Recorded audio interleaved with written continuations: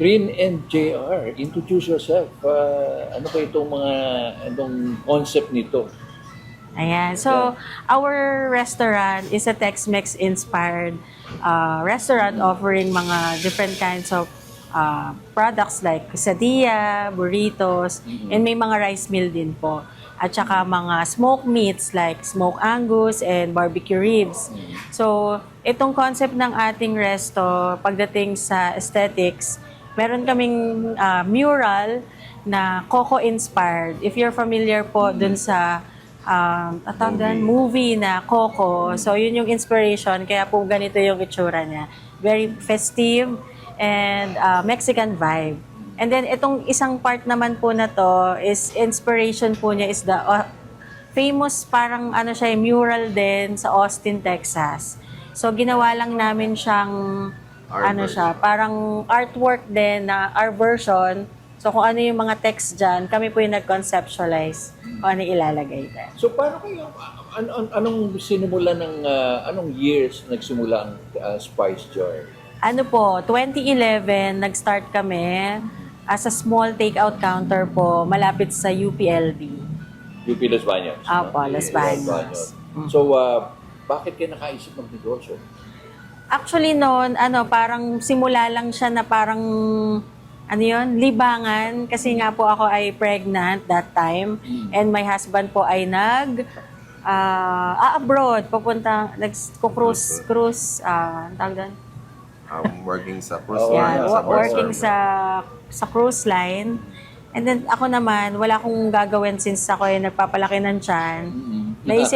Naisip ko po na mag-put up ng isang maliit na paglilibangan since mahilig po akong magluto, kumain. Nag-start yung Spice Jar from our favorite products po or mga food na kinakain sa iba't ibang resto. Oo, pero JR, ano ba dating work mo? Sabi mo, nasa cruise ka?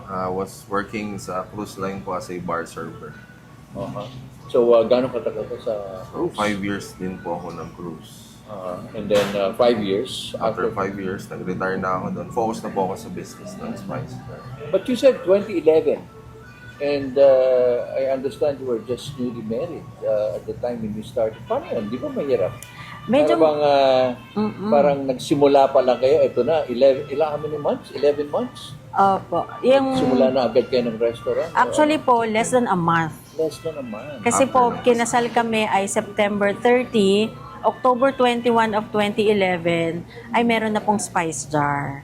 Pero nga, take out lang siya and then lumaki na, nagkaroon ng dining area, lumipat ng location. Every 3 years po ata lumilipat kami ng location. And then this is the last biggest location ever na 6 years na po kaming standing dito. 6 years. Okay, Yeah. so standing. But saan galing yung mga customers ninyo? Before talaga, ang customers namin is more on mga UPLB students. Sila po talaga yung nagsimula ng pagpapakalat. Word of mouth talaga po nagsimula.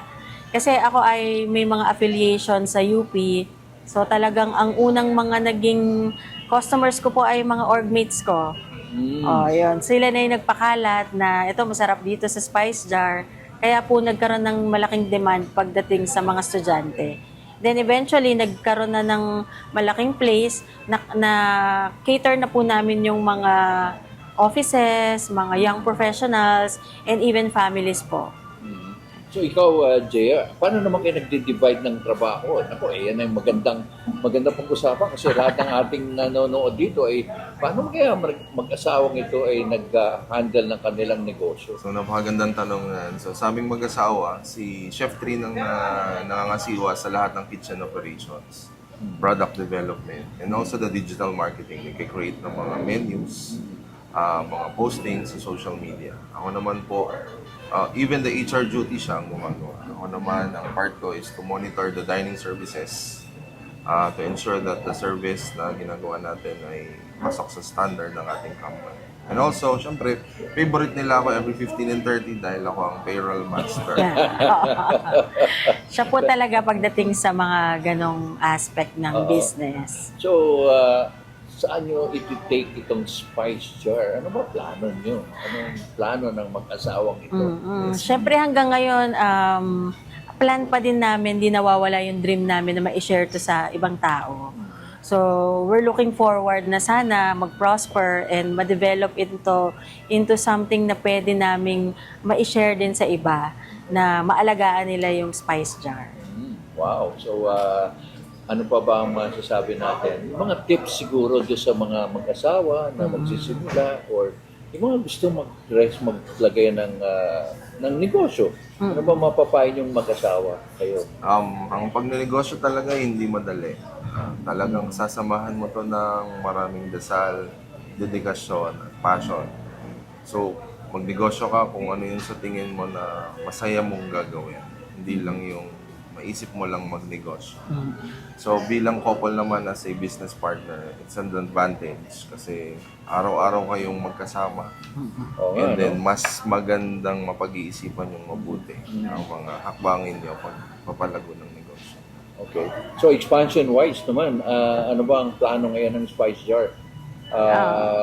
Sa expansion, are you looking forward at putting more branches? Let's bring it to the next level, oo. no? To the We're next looking level. forward po talaga na mapakalat natin si Spice Jar within Laguna and even Metro Manila or even global, di ba? Why not? Yes. So, let's start po sana na magsimulang magkaroon ng another branch para naman mas makilala po si Spice Jar sa Laguna, Teka nga especially. pala, may mga siguro nagtatanong, bakit nga ba spice at jar? Ano ba yung jar? Ano ba yung, bakit ganun? Actually, yung kwento po talaga bakit Spice Jar yung pangalan. Nagsimula kasi kami, meron kaming display of spices doon sa maliit naming counter. So, doon po nakuha yung pangalan since ginagamit nga namin siya pang timpla ng mga meats. Yun na rin yung naging parang concept na different herbs and spices yung ginagamit kaya sumasarap yung mga product.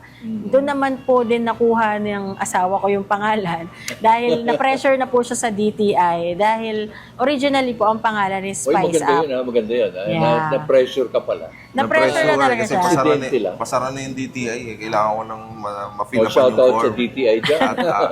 So may kapangalan daw po na parang alam ko parang turmeric something yun yung Spice Spice is Up. very, Oo. So hindi namin pwedeng gamitin and then kailangan namin lagyan ng Kadugtungan. kadugtungan na parang magre-represent na ang ino-offer namin ay pagkain. So kaya naging The Spice Jar Food Hub. Yun po talaga yung na-register namin sa DTI. And then eventually po, nung ipapatent na namin yung name, naging Spice Jar Restaurant, Catering and Cakes na po siya. Sabihin nyo nga yung itong nasa likod ninyo at I'm sure sabihin ng iba, yan ba yung nasa Los Baños o yan ba yung nasa Makati at nasa ano bang history niyan itong mural na ito? Actually, itong mural po na to, makikita nyo lang po siya sa Los Baños, Laguna. At ito po Ito ay ay original na original. No? original Yes. po ito ni Sir Alfredo Galang. Ito po ang creation niya para sa Spice Jar. Conceptualized and painted by the famous Alfredo Galang and the late Alfredo Galang kasi Oo, namaalam na po ang isang aming legacy. kaibigan. At colorful, no? Talagang magandang gawing shirt no? Yes, Yes. actually meron kaming shirt po na ginamit na namin yung mural. Aba, maganda pala, pwedeng gawin. Pero yung Spice Jar, balita ko, ang logo raw niyan, dinisign ng ano? Anong nag-design niya? Ang nag-design talaga ng logo namin nung una pa lang, galing po yan sa creation ko po na parang sa paint lang. Oo. So, nagawa ako ng ganyan. And then, siguro may mga estudyanteng parang nagwa-wonder paano ba ma-improve to. May naging kaibigan kami na regular customer ng UP. Galing siya sa UP, estudyante ng UP. Naging regular customer, friend na rin po. And then, siya yung nag-offer na ayusin niya yung aming logo. And then, yun na, doon na nag-start yung nung history ng aming logo. Until yun na po yung aming naipapatent or Wow. na-register. Siya po ang nag-create nun. Isang estudyante na So, regular customer. Would you like to invite the viewers sa Manila Times to Wow. visit Spice Jar?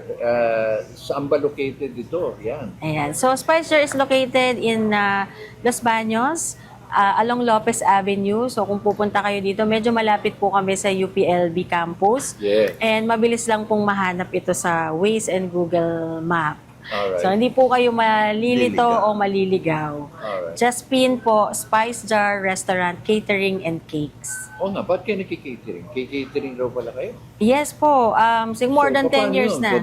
Pwede ba kayo mag-catering? Saan ba kayo nagki-catering? Actually po, ang catering namin, pwedeng makarating kahit saan. Nagki-cater kami, nakapag-cater na po kami sa Tarlac, Aba. sa Manila, even Tagaytay. Pero ngayon po, nagko-concentrate kami sa Laguna area lang po muna. Oo, kasi specialized, no? Opo. Okay, so again, to the Spice Jar Power Couple, sabi nga natin, ha?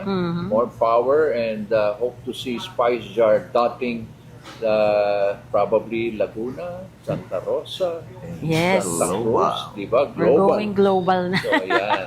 Okay, thank you very much. Thank you po.